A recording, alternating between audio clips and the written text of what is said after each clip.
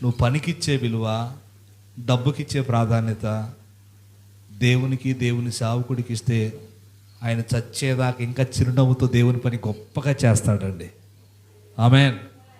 ఈ రోజు నుంచి ఒక తీర్మానం చేసుకోండి, నన్ను బట్టి నా సేవకుడు ఎప్పుడు అధైర్యపరచబడకూడదు, నన్ను బట్టి నా సేవకుడి వెంట కన్నీళ్ళు రాకూడదు, ఆయన సంతోషంగా ఉండాలి. మీకు ఒకటి చెప్పనా, ఫైనల్గా ఆయన ఎంత బాధలో ఉన్నా ఎప్పుడు సంతోషంగానే ఉంటాడు. ఏఆర్ స్టీవెన్సన్ గారు ఒక పాట రాశాడు. ఏం పాట అంటే, ముఖము పైన చిరునవ్వు మనుషులు ఎదుటిన్న వారు చూస్తారయ్యా, ముఖం వెనక దాగిన వేదన, ఆవేదన, ఆక్రందన చూడగలిగే దైవమా అని రాశాడు.